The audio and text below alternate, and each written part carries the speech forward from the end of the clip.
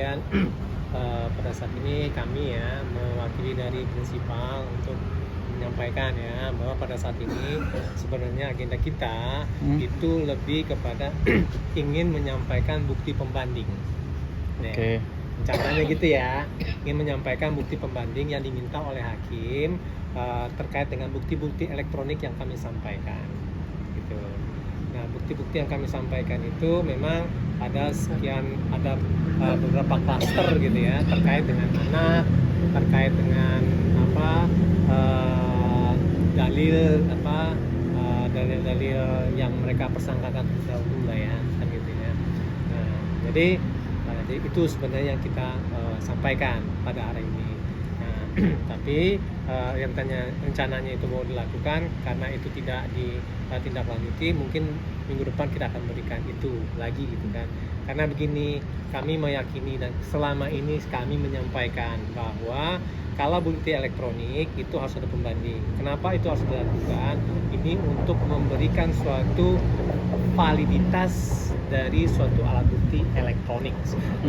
Karena validitas itu diukur dalam bukti elektronik, satu itu tentang konfidensialnya, gitu kan, terutama terkait dengan persetujuan dari si pemilik data. Kemudian yang kedua itu terkait dengan integritas dari si data itu sendiri, gitu kan. Dan kemudian yang ketiga itu terkait dengan autentiknya dari suatu alat bukti, gitu. Karena kalau misalnya bukti-bukti elektronik yang tidak disusulkan dengan bukti pembanding, dikhawatirkan bukti tersebut itu tidak mempunyai kualifikasi yang valid. Bukti yang tidak dikualifikasi sebagai alat bukti itu tidak bisa dipertimbangkan dalam kerangka hukum, baik itu dalam kerangka hukum pidana maupun kerangka hukum perdata. Nah, jadi itu rencana awal dan kami akan tetap memberikan nantinya, gitu kan.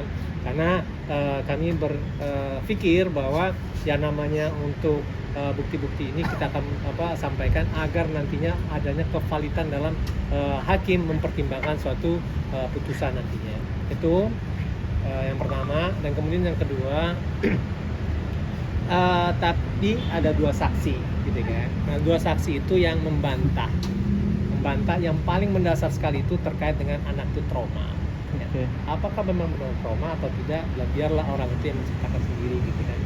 Esensinya kita mau ceritain, gitu kan. Karena ini mempertimbangkan dari tumbuh kembangnya anak. Karena kami berkeyakinan bahwa kalau misal berpolemik di media itu tidak produktif. Kami akan banyak berpolemik itu atau berdiskusi secara tajam itu di ruang persidangan dibandingkan dengan media. Karena yang namanya tumbuh kembang anak itu harus dihormati dengan tidak membicarakan kedua orang tuanya. Kedua orang tuanya itu baik. Kedua orang tuanya itu sama-sama dicintai sama anak-anaknya, gitu kan. Dan sebab itu makanya pada saat ini kami tidak akan cerita itu, tapi kami pengen meminta kepada hakim itu satu hal, bahwa bukti-bukti di persidangan itulah yang akan dipertimbangkan, bukanlah bukti-bukti di dalam pemberitaan. Itu kira-kira ya teman-teman dari kami, mungkin juga pengacara Baim kayak Fahmi, gitu kan, bakal menyampaikan juga. Tapi pada esensinya adalah saksi kami pada saat ini ingin membantah dari apa yang telah mereka dalilkan. Kami tidak perlu banyak, tapi itu validitas dari orang yang menyampaikan dan bukti yang akan kita sampaikan.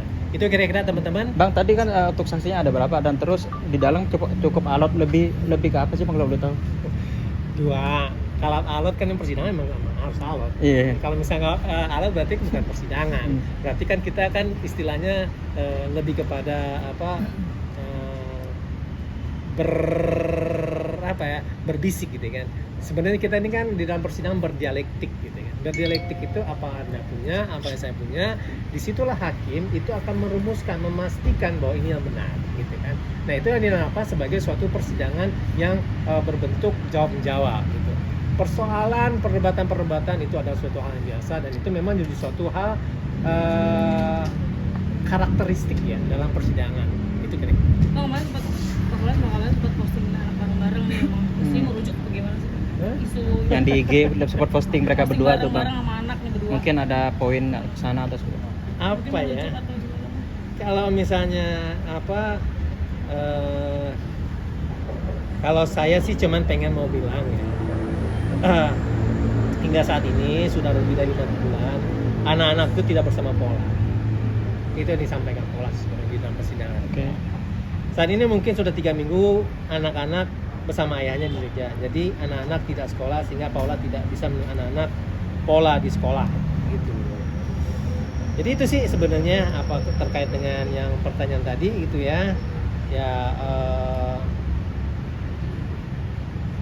belum ada pembicaraan ke arah sana. Nah, itu postingan lama atau Ya itu nanti cek. Bang, Bang, punten, berarti Kiano syuting nggak ada izin ke Kak Paula ya? Ya itu mestinya memang harus ada izin karena mereka kan belum berpisah.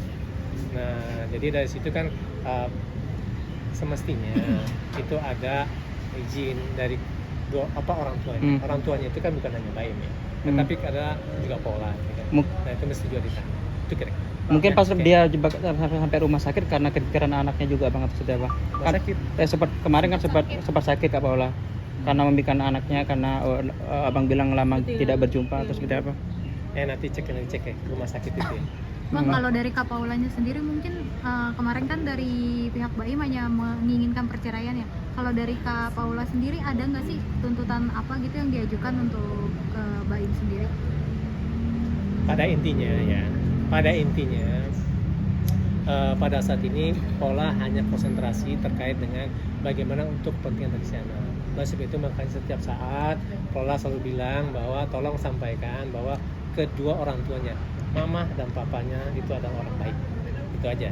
Dan kemudian tujuannya agar yang namanya anak-anaknya itu tidak bisa ya men-track bahwa di situ ada keburukan kepada orang tuanya. Jadi sekolah selalu bilang begitu gitu kan, bahwa pada saat ini dia lebih berpikir untuk kepentingan dari anak. Itu mungkin aja. harus video call juga nggak diizinin atau gimana bang? Itu sebenarnya sudah dijawab sebenarnya. Ya. Oke, masih. Paula kecewa nggak sih anak-anak nggak sekolah karena syuting? Tadi kan udah disebutin. Tadi udah disebutin ya bahwa pada intinya pola itu tidak bisa tadi apa ya? Intinya di sini kan dibilang hingga saat ini sudah 5 bulan anak-anak tidak bersama pola. Saat ini sudah 3 minggu anak-anak bersama ayah di Jogja. Jadi anak-anak tidak sekolah dan pola tidak bisa menemui anak. Itu aja. Jadi itu sudah bisa menggambarkan ya apa kira-kira yang teman-teman tanya. Kira-kira itu ya teman-teman ya. Masih Agenda selanjutnya apa bang? Agenda selanjutnya adalah saksi dari kami juga. Nah, kami akan menghadirkan beberapa saksi lagi nantinya. Tanggal Baik berapa? itu saksi ahli maupun saksi fakta nanti. Di tanggal 26. Tanggal 26. Ya, hari Rabu besok. Kan lagi syuting, Mbak. Saya kan bukan lawyer dia. Makasih, Pak. Saya bukan Terima kasih. Tanggal 26.